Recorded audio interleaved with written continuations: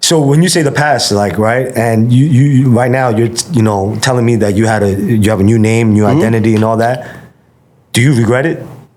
You know what I regret? I regret getting caught up in that lifestyle in the first place. You always say that on your channel. I regret that. I was smarter than that. But see, a lot of times right now when you're young, you want to be down. You want to be cool. That's what you wanted to be? You wanted to be down and cool? You want to be cool. Everybody. Nobody want to be a sucker. When you're in a neighborhood, growing up in the metropolitan area, growing up in any urban environment, where as far as if you're a nerd, if you're a sucker, you get taken advantage of. You get bullied. So nobody want to be that bully. So what happens is you become the bully, or you become the tough guy. You do the things that you don't want to do, but to fit in. Right. In your geographical area, guess what? Monkey see, monkey do. Wow. And like, so you regret the lifestyle? I regret all that. Everything? Everything. So you, even to the, do you regret, I want to ask you like personally one-on-one, do you even regret telling? Yeah, I regret it. If you don't put yourself in that predicament, guess what? Right. So to me, you put yourself in that predicament. See, a lot of people keep about right now like telling. Okay, and that's why I'm glad that you asked that question, because what is telling? Is there levels to it? Yeah, it's different. I want to ask you, are there levels of telling? First of all, right? Yeah. Telling is telling. Right. Snitching is snitching. Okay. Ratting is ratting. Yeah. When I sat down with the United States government and different law enforcement agency about different things, and people do not understand the scope of it. So even when I sat down and talked to them and made a deal, you know what I was up against? 21 USC 841, 21 USC 843, 21 USC 846, 21 USC 848. What's that? Continual criminal enterprise. Wow. When you got a minimum of 10 to life. Right. But once again, now, what Brooklyn and Queens, outside of the federal jurisdiction, they was talking about homicide. They went to the feds and say, well, during 1987, from June 87 up until November 88, did I average one murder a week? Okay? That's what they said. That's what they say. What so, the fuck? So automatically, any unsolved murder, what they want to try to do? They trying to put it on me, based upon a reputation. Right. So once again, like I say, I know what I did and what I didn't do. God. I know who I am and who I'm not. God. So even right now, don't get me wrong, me being in that predicament, even after I made a deal with the feds and the state came along and started talking about I had a murder a week for almost a year and a half, I'm being honest. But isn't that like a lie? Like, so all right, if I was fucking killing everybody a week and a half, you guys would have been arresting me. You guys would have been, and if I was the real cop killer. Yeah, if they got proof. So automatically right now where it's like, it go deeper than what it is. Okay. So even right now when I sat down, like when they came to me and told me that I had a murder a week for a year and a half, that scared the living daylight out of me. Because right now perception is everything. How people perceive you. So you already got a reputation. Right. This dude's a bloodthirsty animal. He's a killer. But once again, how do I diffuse that? How do I turn that around? And you know what happened is when the feds, they dropped the 848, the 846, and I think they just let me cop out to conspiracy. So, but when New York, Brooklyn, and Queens came with all the murders, so I didn't have no murders when I initially made a deal with the feds. I didn't have no murders. They didn't care about the murder. I told them about it, but they didn't care. So what the fuck did they care about? They care about the case. Oh, the cop. They care about the case, but they was in charge of me with no murders. So once Brooklyn and Queens came to them, the state came to them, talking about all the murders, then we renegotiate. They hit me with racketeering. What the fuck? The RICO. To charge me with the murders and the drugs. So now, they couldn't come back years later and try to get me. Because that's what they was gonna do. Eventually what they was gonna do is, they was gonna wait, somebody, Glaze did this. So they was gonna take that, and if they could have got somebody to corroborate that, then each and every one of them took me to trial for. Oh my! But you know they can do that. Yeah, they can do that. But guess what? I know me. I know what I did, what I didn't do. So if you got two people lying, how you gonna beat that? So you know what you can beat and what you can't beat. You can't beat a lie. You can't beat a lie. You can't beat a lie. If you got two people saying that you murdered somebody, right, and they was eyewitness, you can't beat that. But What if you wasn't? What if you wasn't the murderer though? Okay, it doesn't matter. It doesn't matter. It doesn't matter. So if we in the street, you know how many people get set up like that, man? Oh my! No, Because I'm right sure, now, no, like for example, is this right? Okay, let's sit back and think about it. Right. Okay, if you got somebody that's smart and they in the drug game, Yeah. right? Yeah. But they not violent. They Right. smart. Right. They ain't on that tough guy stuff. Right. But you got these guys, they were the killers. Correct. And right now, you know you got beef with them. Okay? Right. The best way to beat that is send one of your baddest girl. You know, send one of your baddest girl. Go get with them. Let them fuck you. Line Then him what up. we're gonna do is, I'm gonna pay you X amount of money and you're gonna say he raped you. So what you got? Process of elimination. I can't beat you from a physical standpoint, but I can beat you from a mental standpoint. Because when you say that, right? All I could think about is that like the pot case. I don't know. I'm just saying in general. Right. When you got that mindset, how you think. Because that's when you can't beat your opponent, you got to outthink him. It's like chess. So automatically right now, I can't beat this crew, but I can outthink him. If I can get rid of their leader, if I can get rid of the main guy, girl gave him some pussy, straight out. Right.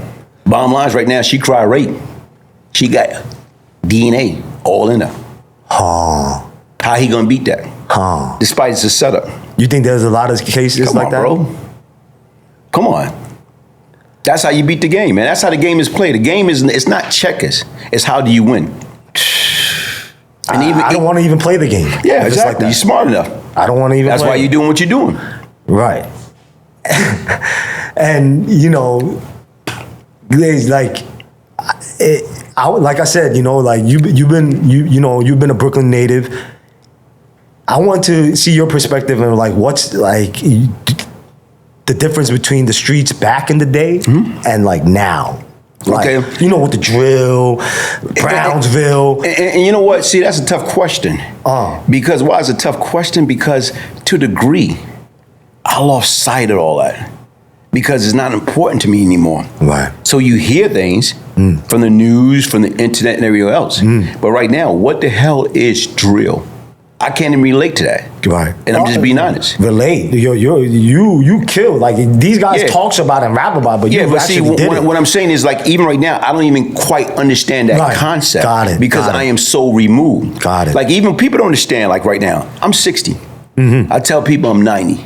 So I'm 60. But even right now is Yeah. my mindset and where I'm at. Yeah. If I'm dealing with people, if they're not talking about retirement, they're not talking about paying off their mortgage. They ain't talking about, like, you know what I'm saying, like right now, Real building estate, wealth. right.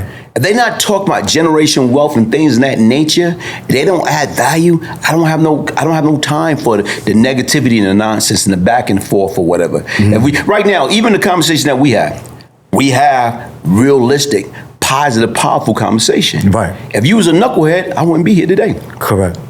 No. So it's hard for me to relate to back then to now. No, but I say that so maybe you could, because I have a lot of people who, the younger viewers, who's in the urban community, who's in the city. So like, I wanted to see your perspective. And I know you're out of it, but still, you know, you could relate because you've been. My relate is this, man. Yeah. Killing for what? Killing for what? If nobody raping your moms or your sister, or your wife, your kids, if nobody sodomizing them, burglarizing them, robbing them, stealing from them, killing them, stay away from that. But when somebody is like in the music industry or the music wise, right? They're saying that, yo, fuck your dead mans. How would, yeah, it's just words, but you know, words hurt. Okay, words do hurt. But once again, Yeah. we have to develop some type of form of maturity. Okay, I came up with an environment. Sticks and stone may break your bones, but words should never hurt you. And what I'm saying is, a few months ago, Yeah. I got somebody, a white guy, called me a nigga and a monkey. For real. Call me a nigga and a monkey. In front of your face or online? No, face. What the Like, we out in the fuck? street, call me a nigga and a monkey in the parking lot. And to me, the old me Yeah. will want to let me destruct and destroy. Right. But guess what? What's going to happen? What the sense of win if you're going to lose? If I get into an altercation or whatever, and here it is, if I assaulted this person, hurt this person, I'm going to jail. 100%. So once again, do I want to be in jail? What did you do? Nothing. No, Leave it alone. Like nothing at all. Nothing. Like we had words and that was it. But to me is you got to know your limitation. What if he touches you? It's a difference. You got to defend yourself. Mm-hmm. It's a difference between somebody saying words than somebody a threat. Right. So if it's a threat, you got to defend yourself. You're not just going to lay there. I'm not like the late Dr. Martin Luther King. You know what I'm saying? Turn the other cheek. I don't know how to do that. But right now you got to always keep things in perspective. Temper is what gets us in trouble. Pride is what keep us there. So once again, he didn't say words. But for me, I don't know about anybody else, but for me, sometimes I'm trying to work on that too. You know what I mean? And for me, I feel like I react to things. Okay, but you know why? Words. You know why, right? Why? Because it hadn't kicked in. See, me. What do you mean it hasn't kicked in? It haven't kicked in. So you have to hit a point when you're tired of losing. Wow. You got to be sick and tired, be losing. As a kid, from going through Rikers Island at 16 years old, in and out of jail from the age of 16 to 33, you have to hit a point in time when you're sick or tired being sick or tired, then you got to know how to pick your battle. Because if you don't know how to pick your battle, right now, if I know automatically right now, only thing I do is call Tiger out his name, he going to go off, or he going to act a certain way, or he going to want to hurt me, or he going to do this, or he going to go to get his gun. I know as soon as he's going to get his gun, you know what? We going to let the cops know, hey, he's coming back with his gun. We got him off. Nah, man, it's a thinking man game. He or she will anger you, control you. So once again, regardless of what people say, you got to protect your peace. You got to protect your life. You got to protect your freedom. If you can't do that, then you're going to lose. So to me, from in and out of Rikers Island, in and out of the state fair, I'm tired of it. The worst thing happened to me when my mom's died. And you know what? It was a wake-up call. When did your mom pass away? 1992, February 9th, 1992. And I was incarcerated. Oh, man. And I couldn't go to the funeral, couldn't do anything. Wow. So what I'm trying to say right now is this. I didn't have nobody to blame but myself. Did you talk to her? When? Yeah, I used to always talk to my mom. No, I know, but like in that situation, right before, like, would you? We was constantly in contact. How she passed away, if you don't mind? Oh, massive stroke. Oh, wow. Yeah, sorry. 52 years old. Okay. So even with that being said, she just retired from the New York Telephone Company, and right now moved down to South Carolina. No. And basically right now, she didn't even receive her first retirement check. Nothing. So once again, she retired December 91, February 9th, 1992, she passed. So where were you, like, exactly? I was incarcerated. I was in the home. You was in the box? I was in the box, and the crazy part about that is this, man. Like, when that happened, you took my reality check. You talk about, like, she always told me, look, I remember when our last visit, she said, I'm not going to always be here. I'm like, Mom, I don't want to hear that. What am I going to do? Because I consider myself a professional mama boy. My mother was my mother, my father, my big sister, my best friend. Wow. So even with that being said, I'm like, Mom, what am I going to do? Right. And she looked at me in the visit room and said, look, the same thing I had to do when I lost my mom's. God will give you the strength to carry on. And people don't understand that. So once again, I made a vow, like when I got out, you know what I'm saying, I'm never going back. Last Sunday, July 28th, I celebrate, 27 years of freedom. And people do not understand that. So I refuse to continue to let my mother teaching the upbringing be in vain. I refuse to be. My mother was happy that I was incarcerated. Wow. Do you know why my mother was happy I was incarcerated? Because you was probably a fucking demon. What did she always say? Because once again, when I was out, and anytime that phone rang 2, 3, 4 o'clock in the morning, she felt and believed that it was going to be somebody calling and saying they found my son dead. Wow. So automatically she felt I can handle myself incarcerated. Wow. So she was more at peace. Wow. When I was incarcerated. Wow. The crazy part, like, people don't understand what you put your parent through. It's like right now, my mother used to be riding the train, getting to work, reading the New York Daily News. And when you pick up the paper right now, they speaking about your son. Wow. So they talking about how I'm the murder and all this other BS or whatever. And it was a time she got to work. And when she's at work among her coworker, they say, Dorothy, this boy got the same last name that you have. And they're saying, she said, who knows? He probably my son. Not knowing, I'm her son. Wow. So those are things that you sit back and think about. It's not what we do. It's like you got to understand, doing critical thinking for breakfast, lunch, and dinner. And before you do anything, you got to ask yourself.